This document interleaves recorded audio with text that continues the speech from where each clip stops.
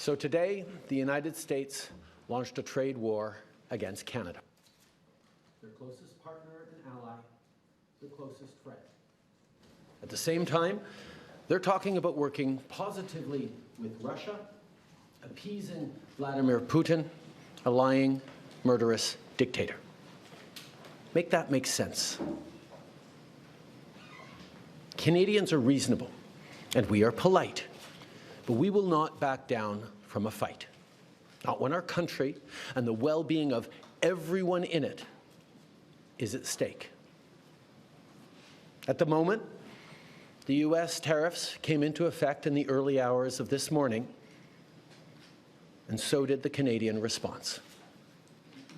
Canada will be implementing 25% tariffs against $155 billion worth of American goods, starting with tariffs on $30 billion worth of goods immediately, and tariffs on the remaining $125 billion of American products in 21 days' time. Encore aujourd'hui, on se voit forcé d'imposer des droits de douane de 25% sur 155 milliards de dollars américains de marchandises. 30 milliards de marchandises américaines, excusez-moi. 30 milliards de dollars de façon immédiate et dans 21 jours, 125 milliards de dollars de marchandises de plus. Today, we will also be challenging these illegal actions by filing dispute resolution claims at the World Trade Organization and through the USMCA. But in the meantime, our tariffs will remain in place until the U.S. tariffs are withdrawn, and not a moment sooner. And should these tariffs not cease, we are in active and ongoing discussions with provinces and territories to pursue several non-tariff measures, measures which will demonstrate that there are no winners in a trade war. Now, just like I did a month ago, I want to speak first directly to the American people. We don't want this. We want to work with you as a friend and ally. And we don't want to see you hurt either. But your government has chosen to do this to you. As of this morning, markets are down, and inflation is set to rise dramatically all across your country. Your government has chosen to put American jobs at risk, at the thousands of workplaces that succeed because of materials from Canada or because of consumers in Canada, or both. They've chosen to raise costs for American consumers on everyday essential items like groceries and gas, on major purchases like cars and homes, and everything in between.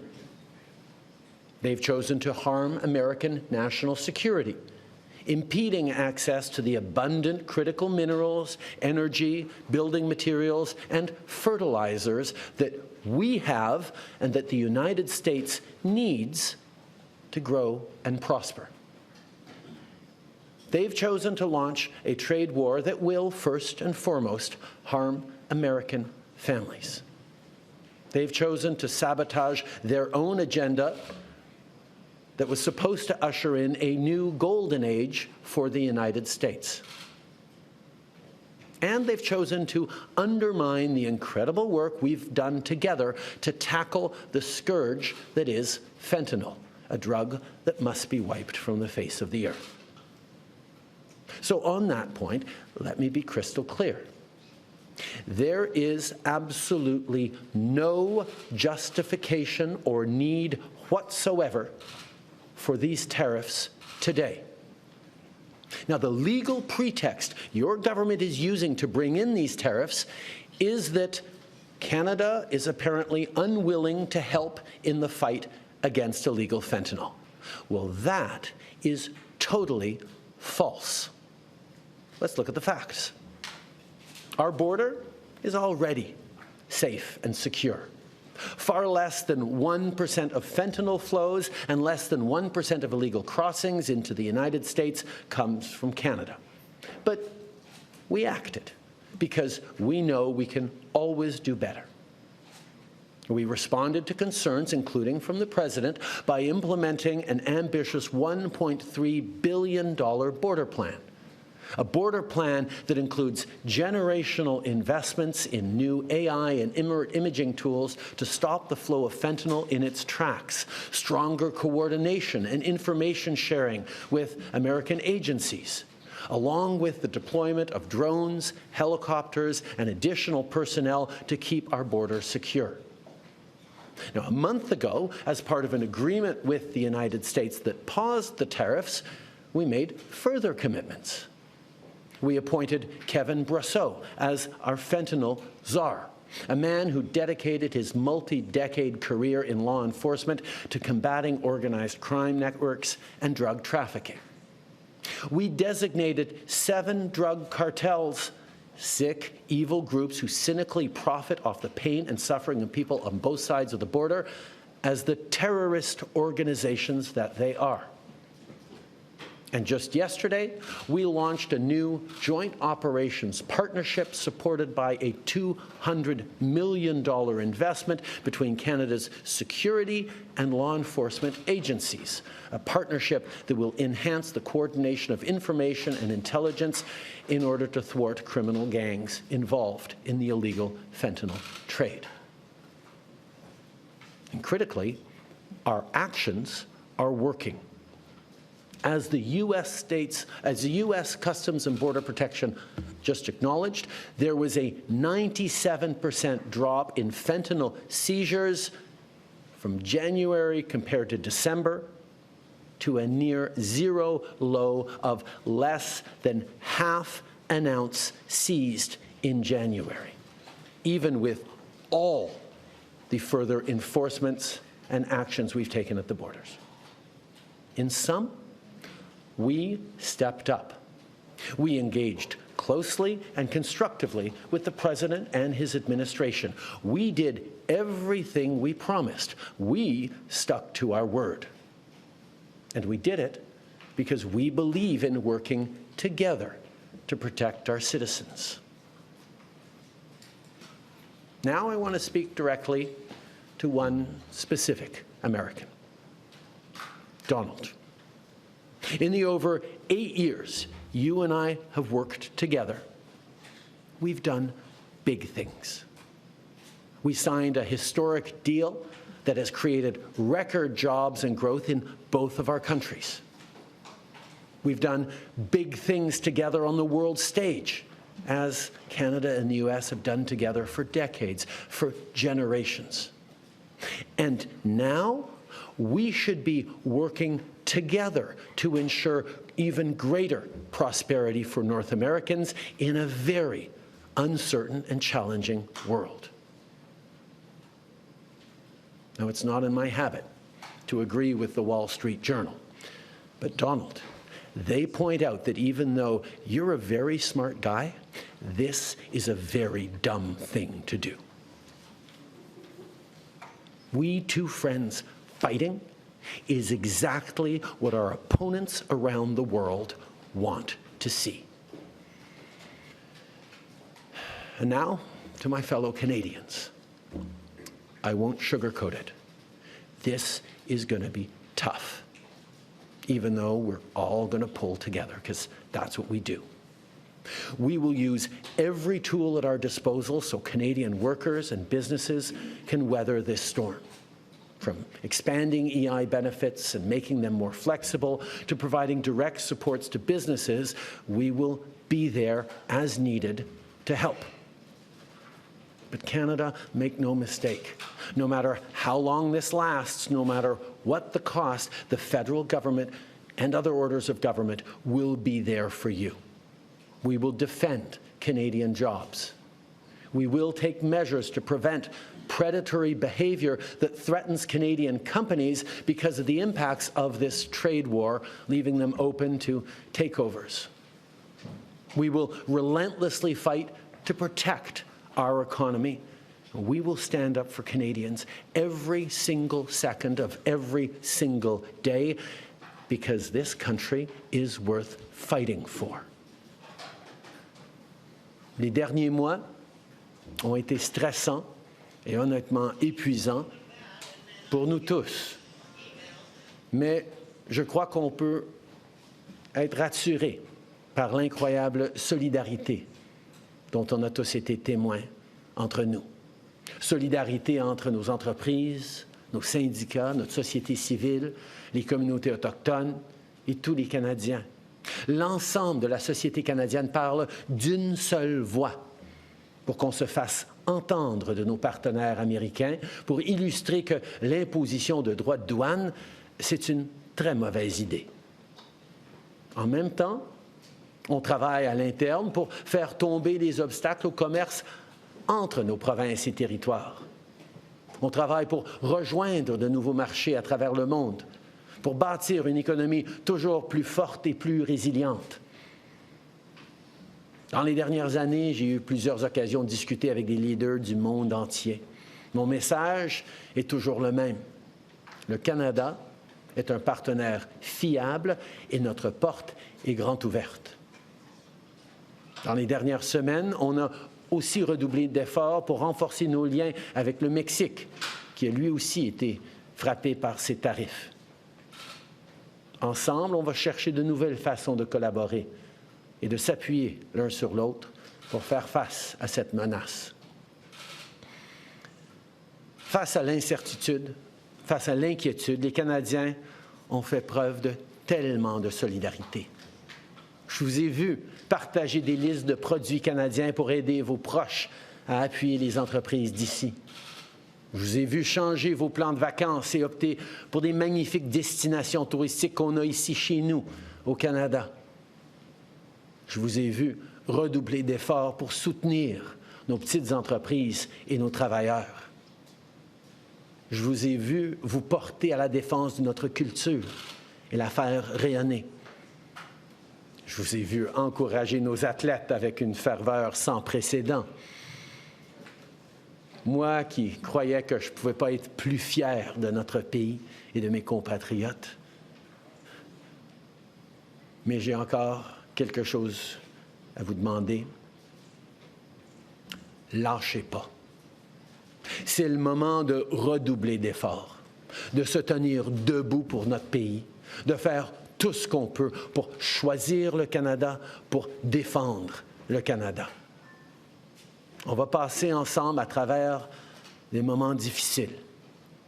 Mais après vous avoir vu aller dans les dernières semaines, j'ai jamais été aussi optimiste quant au futur de notre beau pays, malgré tous les défis qu'on va être en train de vivre ensemble. Le Canada reste le meilleur pays sur Terre. On a tellement de raisons d'être fiers de notre chez-nous, de ces quelques arpents de neige. Mais surtout, je suis fier de notre capacité à nous serrer les coudes quand vient le temps. Les Canadiens ont différentes origines, différentes langues, différentes croyances. Mais quand vient le temps de défendre notre pays, on le fait d'une seule voix, main dans la main. À travers vents et marées, les Canadiens peuvent toujours compter les uns sur les autres. Now, we've been through tough spots before. But every time we've faced long odds and seemingly insurmountable obstacles, we've not only survived, we've emerged stronger than ever.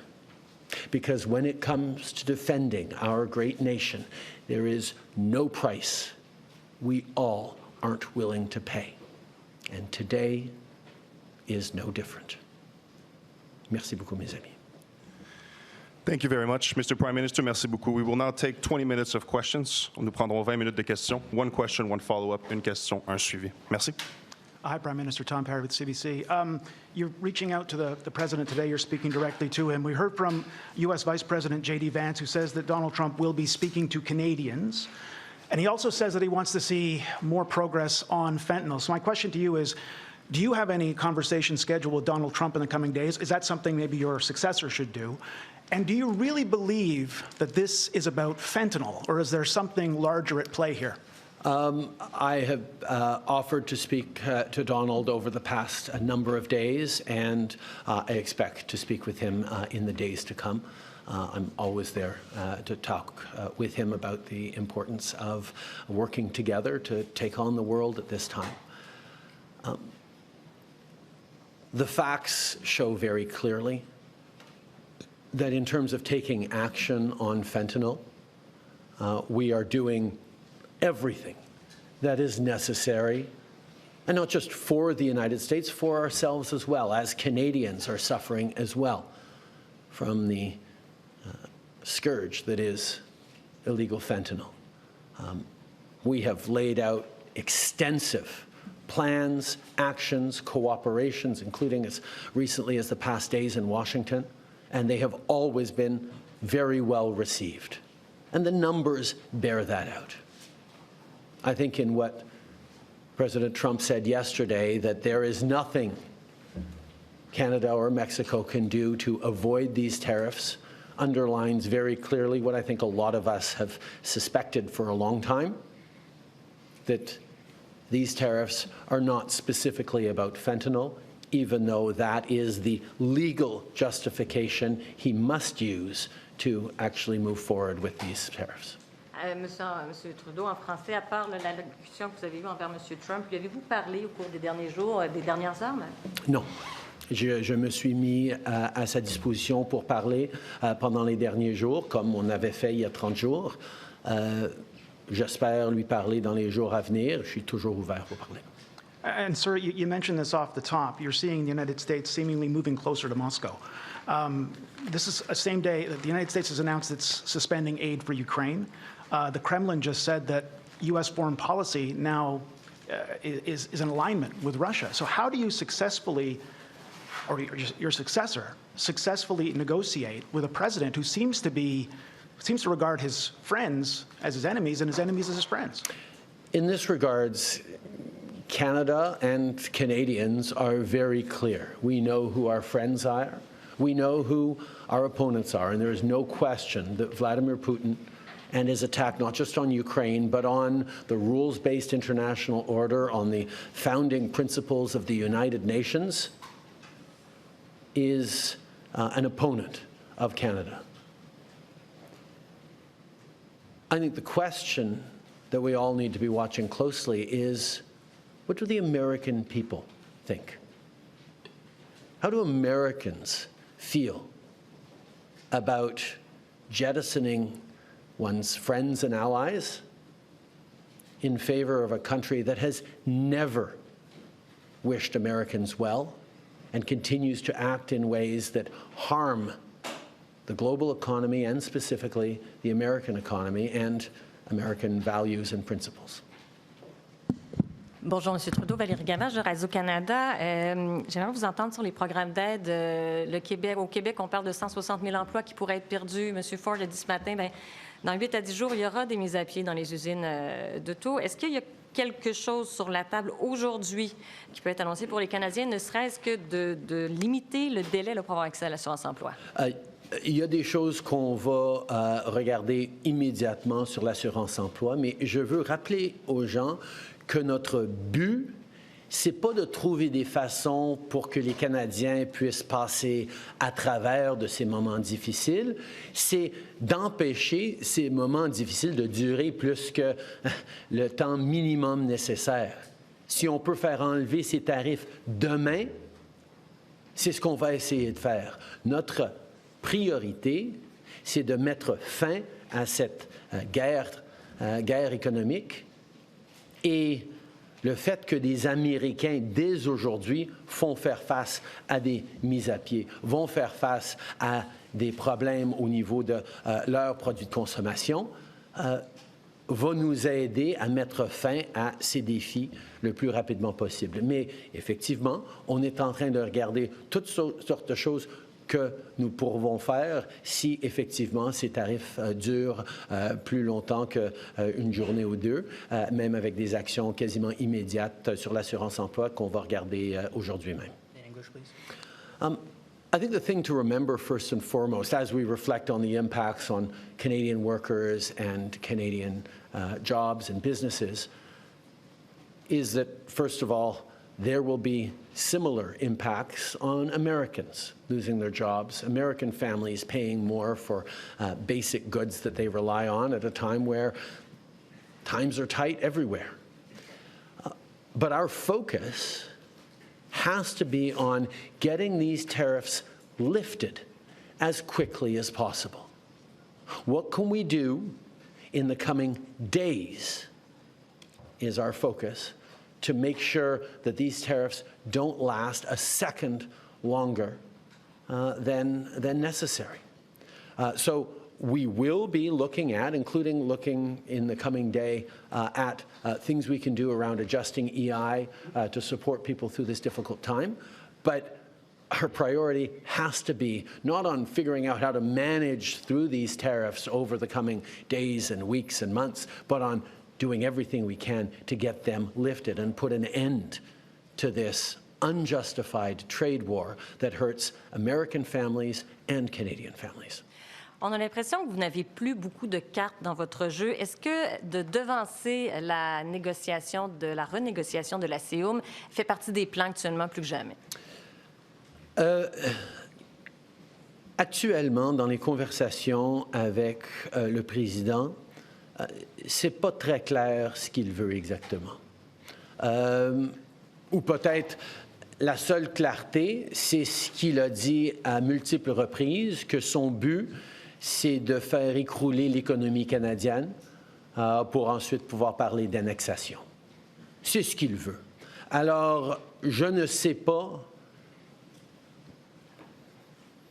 quelle négociation on pourrait entamer actuellement pour éviter, pour lui convaincre que ce n'est pas ça son but. Notre réponse aujourd'hui est ancrée dans le fait de démontrer à quel point nos économies sont interreliées. Et si on crée des barrières entre nos économies, les familles des deux côtés de la frontière vont souffrir. Pour démontrer qu'on devrait être en train de faire des choses ensemble. Et pendant qu'il fait le choix de vouloir ruiner l'économie canadienne, je ne sais pas si devancer des négociations dans une situation de si mauvaise foi dans laquelle on se trouve maintenant, où il amène des tarifs sans aucune justification factuelle aujourd'hui, je ne sais pas si d'ouvrir les négociations. On serait toujours ouvert à le faire s'il le voulait, mais ce n'est pas un enjeu dont il a parlé pour le présent.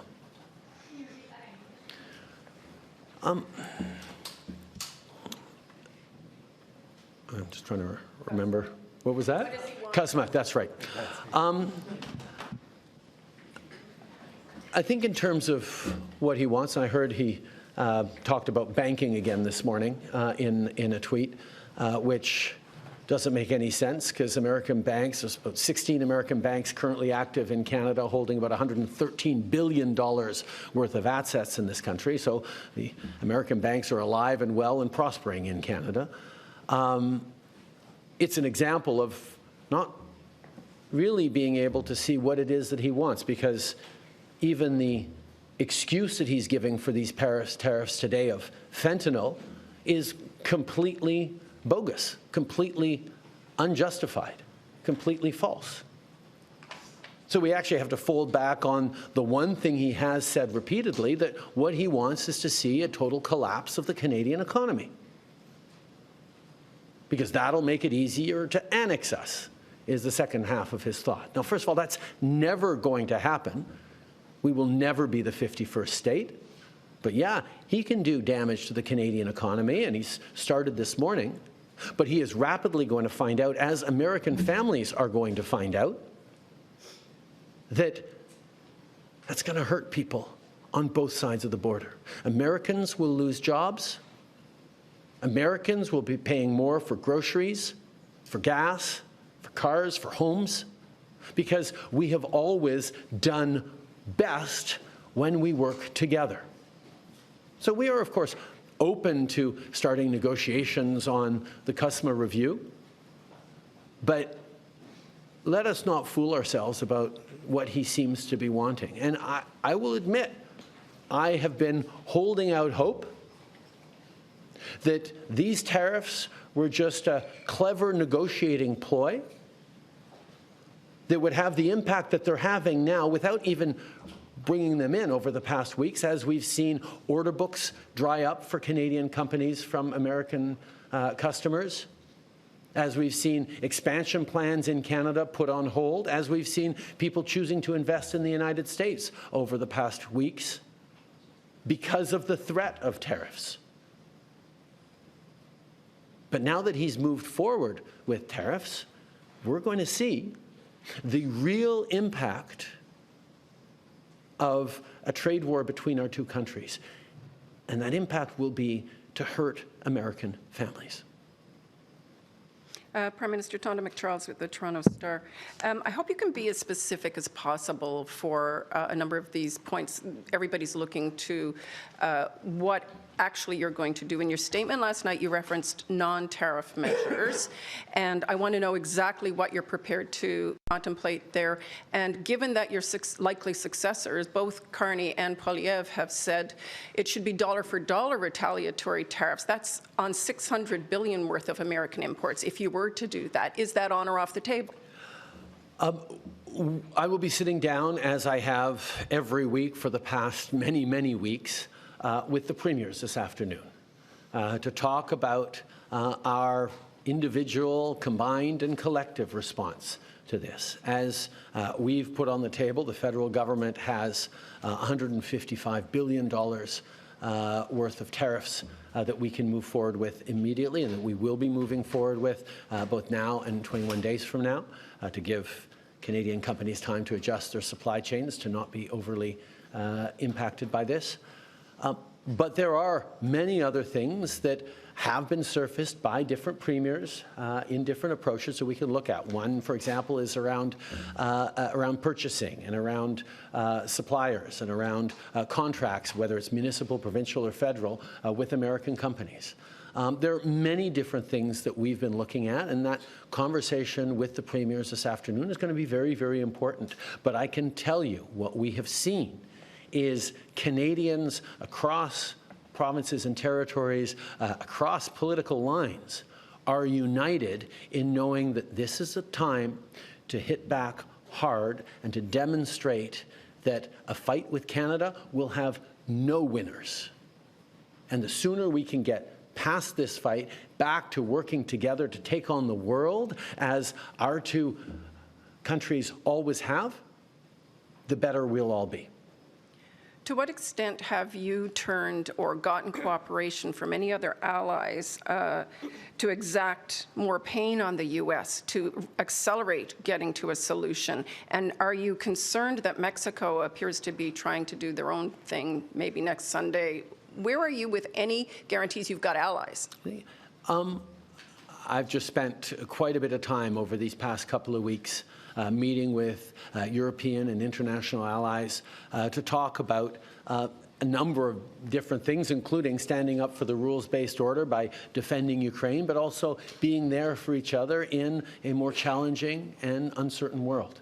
And I can tell you that every country is very, very aware that if the American government is willing to do this to their own closest ally, neighbor, and friend, everyone is vulnerable to a trade war. And our ability to work together thoughtfully and strategically to make sure we're supporting our citizens, we're doing things together in a more diversified way is something that is on the mind of all of our allies. En français, vous en êtes où dans les discussions avec les alliés, que ce soit européens ou mexicains? Comme vous savez, au cours des dernières semaines, j'ai eu beaucoup de conversations en personne avec plusieurs de nos alliés et nos amis européens et à l'international. Tout le monde est inquiet. Ils savent très bien que si les Américains sont prêts à faire ça au Canada, leur allié le plus proche, leur partenaire le plus interconnecté, tout le monde est à risque. et notre capacité donc de travailler ensemble, d'en faire plus ensemble, de diversifier nos chaînes d'approvisionnement de façon encore plus délibérée, est une conversation qu'on est en train d'avoir et on va continuer d'avoir avec nos alliés. Avec nos partenaires mexicains, on continue à être en contact étroit avec eux et on va continuer de regarder comment on peut faire des choses ensemble, comme j'ai dit, pour ne pas souffrir plus que nécessaire avec ces actions américaines. Thanks. Hi, Prime Minister. Rachel Haynes from CTV National News. As we know, the Liberal Party is going to be picking a new leader over the weekend. But when is it going to be your last official day as Prime Minister? That will be up to a conversation between the new leader and myself to figure out how long a transition is needed.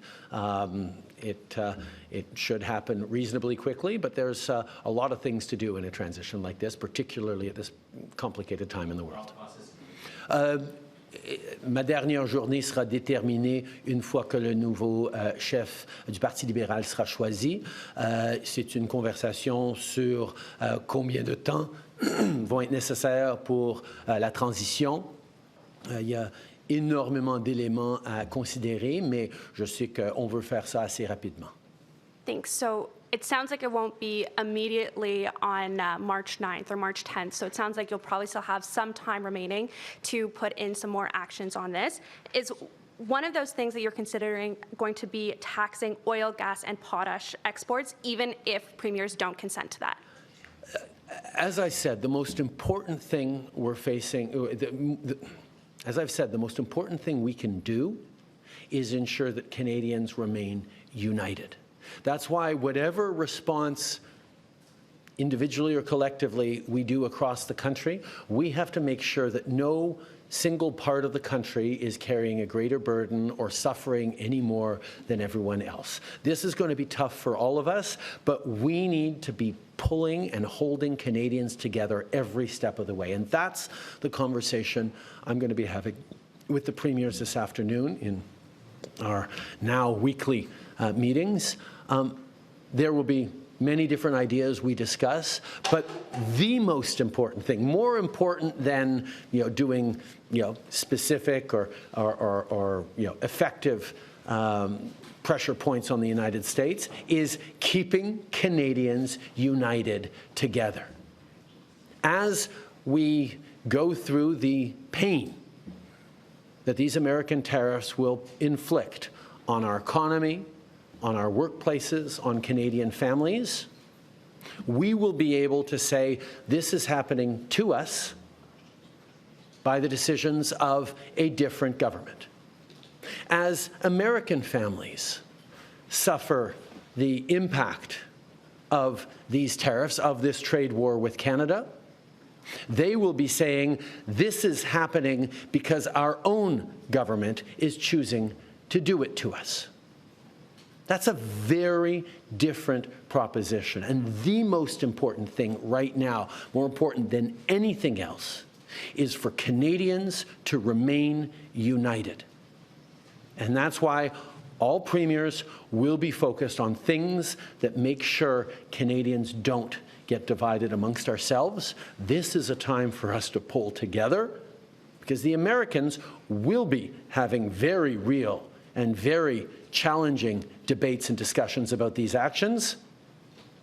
There will be no debate in Canada about whether or not we should be pulling together and responding. Everyone is aligned on that, and protecting that is job one for the Canadian government and the Canadian Prime Minister. Hi, Mr. Trudeau. Okay. Évidemment, il y a différentes choses que différentes provinces ou secteurs peuvent faire pour appliquer de la pression sur les États-Unis. Et il y a plusieurs idées qui ont été mises sur la table, mais je veux être extrêmement clair que ce ne sera pas le fait qu'il y a une région ou une industrie au Canada qui souffrira ou qui portera un plus large fardeau que d'autres. On doit être équitable dans notre réponse et dans nos appuis. Parce que la chose la plus importante dans toute cette affaire, c'est que les Canadiens restent unis. Et c'est de ça que je parlais avec les premiers ministres des provinces et territoires cet après-midi, que l'unité de mission et de courage et de détermination dont les Canadiens vont faire preuve dans les jours et semaines à venir va être notre arme la plus effective. Parce que les familles canadiennes qui vont faire face à des impacts négatifs à cause de ces tarifs vont être en train de dire « Mais nous, on va se tenir ensemble en tant que Canadiens parce que c'est un autre pays qui nous est en train de faire cela.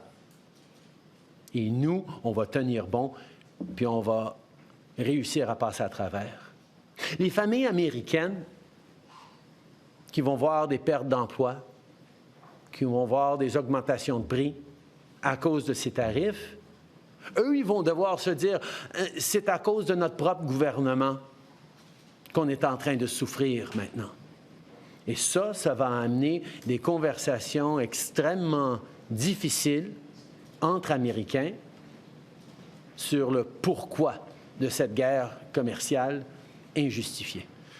We will take one last question and follow up. Thank you. Hi, Mr. Trudeau. Mackenzie Gray with Global. You mentioned the markets earlier. Someone who knows a thing about them, Warren Buffett, came out and said that these tariffs could be viewed as an act of war. Does the Canadian government believe these tariffs from Donald Trump is an act of war from the U.S.?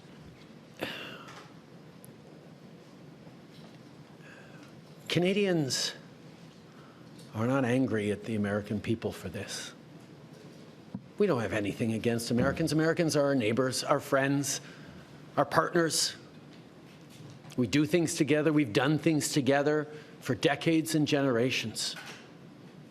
This is a policy decision by the American government designed to go after the Canadian economy. This is a trade war, yes. But Canadians are hurt. Canadians are angry. We're going to choose to not go on vacation in Florida or Old Orchard Beach or wherever. We're going to choose to try to buy Canadian products and forego bourbon and other classic American products. And yeah, we're probably going to keep booing the American anthem. But let me tell Americans, we're not booing you. We're not booing your teams. We're not booing your players. We're booing a policy that is designed to hurt us. And we're insulted. And we're angry. But we're Canadian, which means we're going to stand up for each other. We're going to fight. And we're going to win. There are probably a lot of folks watching on TV today who've been laid off or they were told not to come into work today because of these tariffs. Can you explain to them why you've not announced any relief measures today to help those folks out? As I've said, our entire focus has been on preventing these tariffs from coming in, if there was at all a way, and it now looks like there was never a way we were going to be able to avoid these tariffs that the President was determined to do. And our focus now is going to be on making sure that they get lifted and that there is an end to this trade war as quickly as possible. But over the past month, we have been working on measures that if these tariffs last longer than a few hours or a few days, we be able to help Canadian citizens, Canadian workers, Canadian companies make it through this time. But let's also be clear, this is going to be tough. The American trade war is going to hurt the Canadian economy and is going to hurt all of us. What our government needs to make sure we're doing is try to make sure that nobody goes hungry and that everyone carries their share of this. And that's a hard thing to do, but that's where we're leaning in, both as a federal government and with provinces and territories on responses to be there for Canadians. Thank you, Mr. Prime Minister. Merci. That concludes today's press conference.